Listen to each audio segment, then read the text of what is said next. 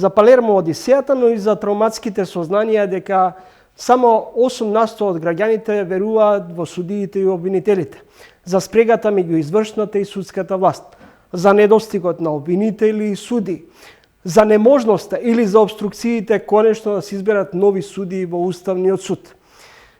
Во овој издание на Тренинг, мој соговорник е универзитетскиот професор и министер за правда Никола Тупанчевски. Министре, чувствувате морална одговорност после Палермо Одисејата? Дефинитивно.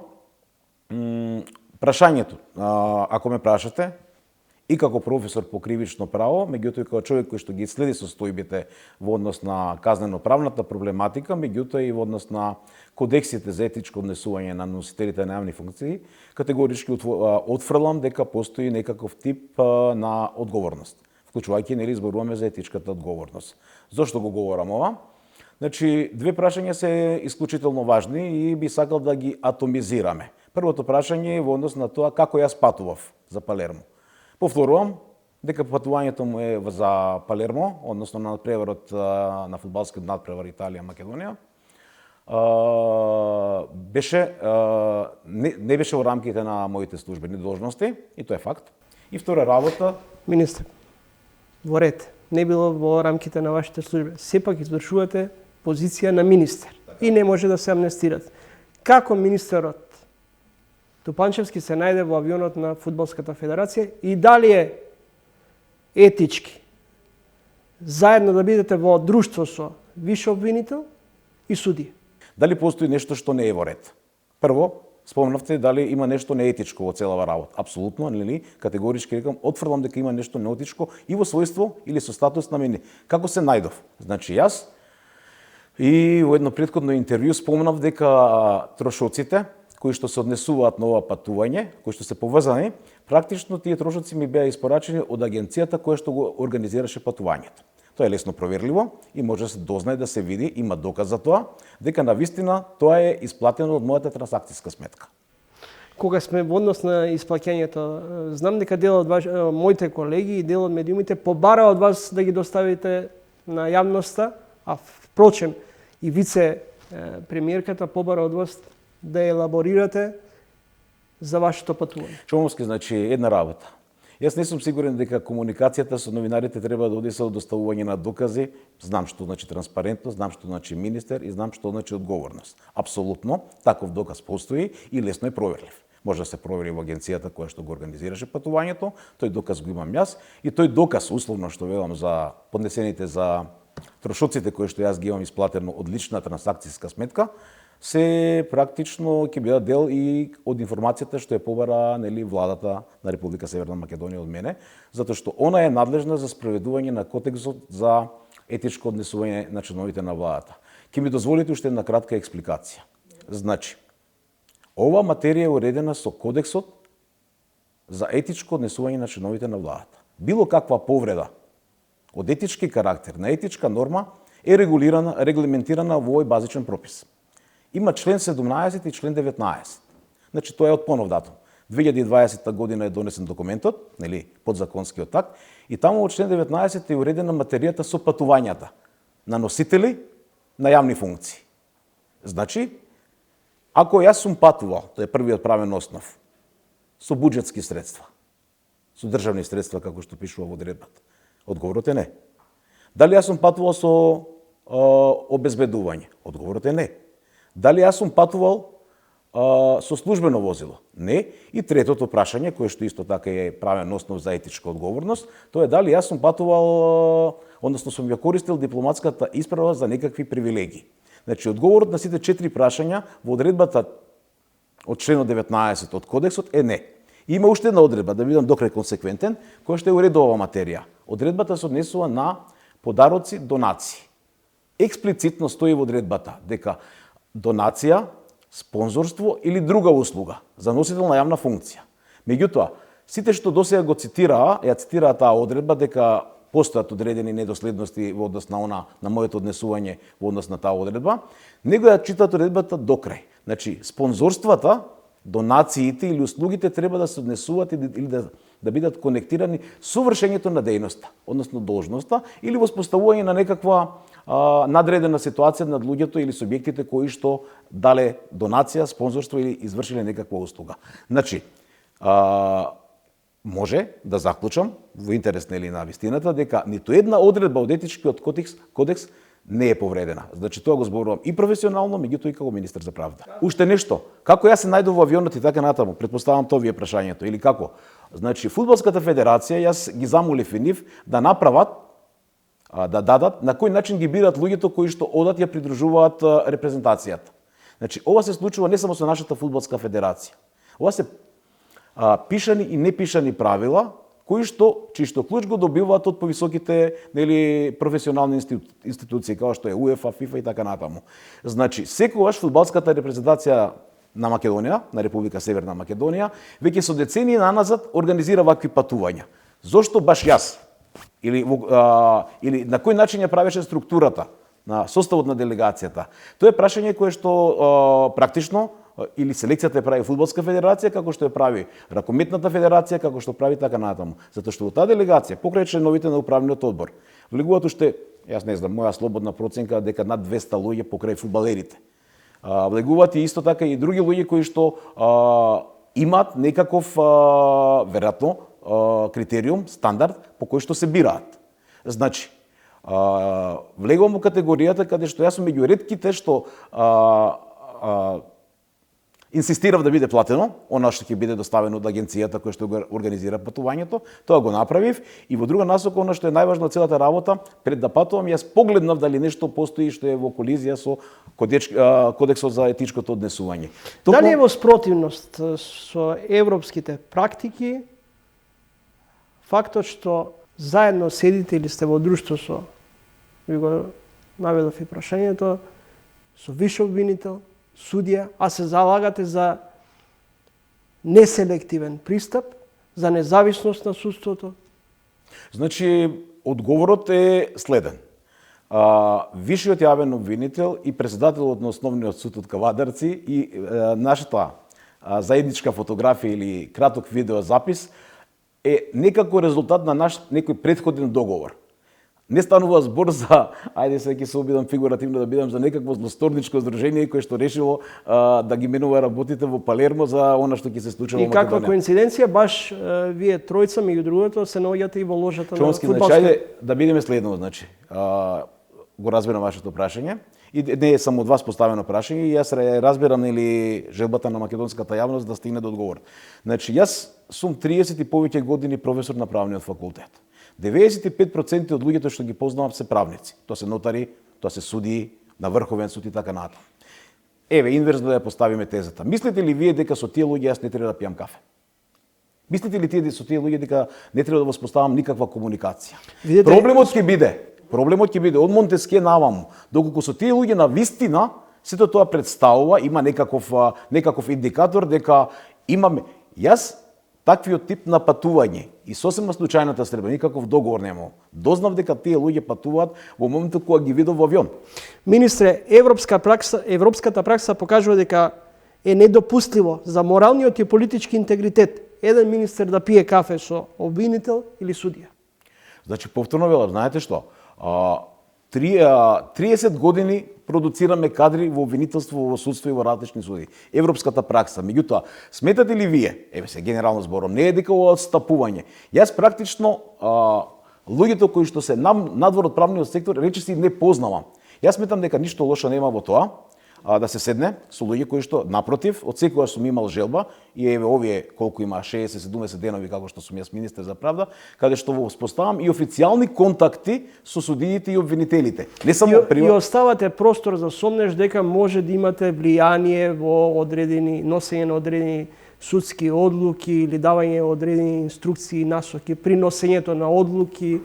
Не, знаете што? Да бидеме на чисто, значи министерот за правда не е тој што суди или тој што обвинува. Напротив, меѓутоа може да ургира. Се разбира, меѓутоа, ако некој малку го познава мојот персоналитет, мојот карактер и така натаму, ќе свати дека навистина ова е во најдобра намера. Јас сум еден од ретките министри кои што ги посетуваше сите институции во нивните домови. Токму од тие причини. Не имав ни негативни искуства кога обвинителите, судиите одеа кај премиери, кај не знам што.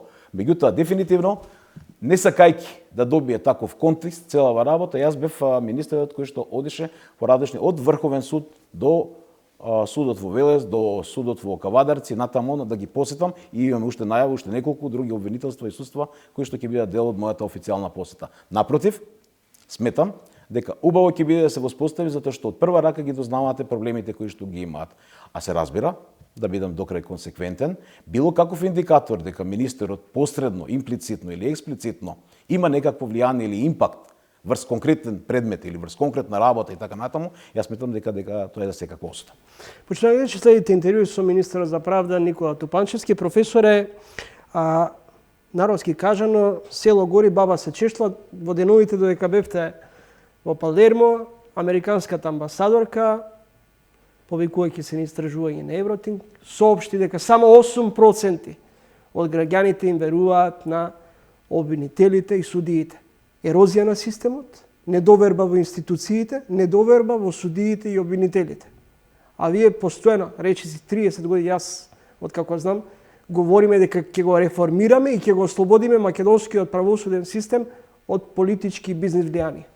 Значи, сосема сте во право, јас слушнав изјавата на американската амбасадорка за каков е, меѓутоа тоа не е единствената изјава и треба да се биде објективен дека навистина состојбите во правосудството во Македонија се далеку од она што треба да бидат. Кој е виновен за состојбата во која е доведено македонското правосудство? Има проблеми или причини кои што имаат системски карактер. И тие не се од вчера, туку тоа датираат се од постар датум. Она што јас и мојот предизвик или мојата провокација за да бидам дел од оваа од извршната власт беше токму да го дадам моето 30 и повеќе годишно искуство како професионално искуство во поместување барем минимално на состојбите кои што навистина според различни показатели или параметри говорат дека во Република Северна Македонија не се на потребното ниво. Што значи тоа? Да не забораваме. Значи, министерот за правда не е човекот што носи, прво е еден човек, така? Да, јас имам министерство и тим со кој што соработувам и кој што работиме на што? На оптимални услови за создавање ефикасно и ефективно суштав. Знаете што? Јас сум свесен и точно знам дека граѓаните не ги интересираат стратегии, не ги интересираат реформи како реформи сами по себе. Тие бараат резултати. И сосема се е право, затоа што од факт е дека долги години наназад имат причини да веруваат дека перцепцијата е ваква каква што е. Она што јас можам да го направам или што го правам овие 2,5 години, 2,5 месеци како што сум тука, се извинувам, тоа значи дека навистина одам да ги откријам, да ги детектирам од оваа позиција кои се тие невралгични точки, не дека јас не ги знам.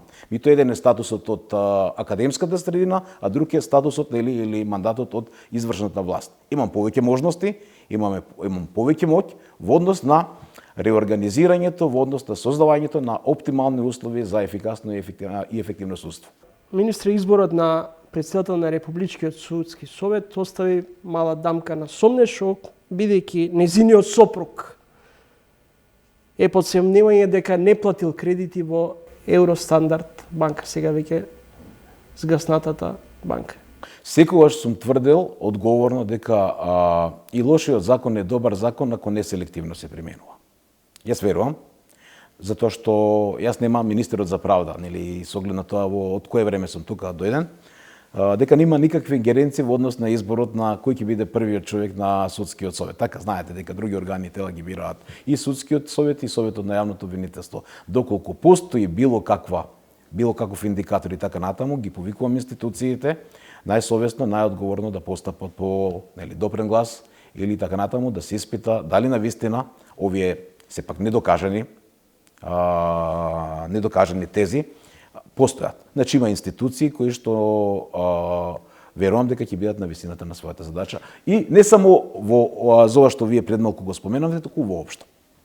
Влеговте во своевидна вербална преписка или критички разменивте стрели со антикорупцијска најави и веќе го испитува вашето патување во Палермо, судскиот совет во делот на патувањето на судијата Нанев.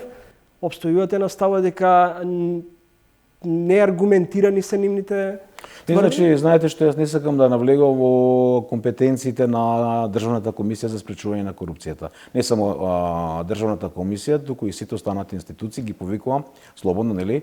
Тука се доказите, тука е настанот и така натаму да постапат во рамките на своите надлежности. Апсолутно, значи секогаш сум бил сериозен, добар поддржувач на работите на антикорупцијските тела, така што овој пат консеквентно обстојувам во мојот став дека навистина доколку постои некаков сомнеш или доколку постои некаква неетичност во моето постапување, значи институциите да се завршат својата работа. Апсолутно, значи во рамките на своите ингеренции. Зошто Уставниот суд и до кога Уставниот суд ќе биде заложник на политичките игри? Речи си 10 месеци председателката Кацарска апелира, бара да се изберат нови уставни суди, во спротивно може да дојде до целосен застој и хендикеп во работата на Уставниот суд. Сосема сте во право, значи Уставниот суд му недостасуваат суди. И тоа не е малку. Значи 4 суди сега и до нова година уште еден судија, значи 5 суди. Практично ќе се доведе воопшто во прашање работата на Уставниот суд. Меѓутоа сметам дека со надминувањето на состојбите во собранието на Република Северна Македонија, нели во однос на комисијата. Очекувате наскоро да бидат избрани нови суди? Да, очекувам. Што значи тоа наскоро? Кога? Наскоро тоа очекувам затоа што она пречка што всушност беше во однос на председател на комисијата за избори. Да, за избори и именување, што за прашање за избори и за именување, веќе во комплетен состав и имаме убедување дека во најкраток можен временски период ќе бидат избрани судиите, така што јас ги повикувам и луѓето од парламентот, пратениците, колку што е можно побрзо да се заврши таа работа, затоа што навистина може да се доведеме во многу непријатна ситуација. Еден од најзначајните органи, Уставниот суд на Република Северна Македонија да се доведе да биде максимално нефункционален. Да Зошто се толерираат некои обвинители за свесно или несвесно застарување на делата, за не работење? Значи, знаете што? Постојат контролни механизми кои не функционираат очигледно.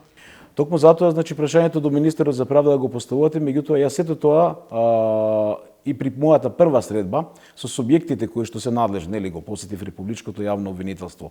Па имав средба и со висшиот јавен обвинител, зборам за во Скопје тука и така натаму, со обвинителството, основното јавно обвинителство во Скопје, ги отворив овие теми и навистина дојдовме до заеднички заклучок дека навистина треба состојбите на тој план да се подобрат, да се нагласи, да се стигне, да се ги охрабривме уште еднаш дека навистина би требало да бидат на ниво на висината на задачата. Зошто не е важно само да се охрабра, треба да се работи. Инаку вака свесно како да се носат дел од предметите се работи во насока на нивно застарување или чување во фиока? Ова што вие го говорите, ако се докаже дека навистина некој свесно со умисла, како што велат кривичарите, придонесува кон застарувањето на предметите, знаете што?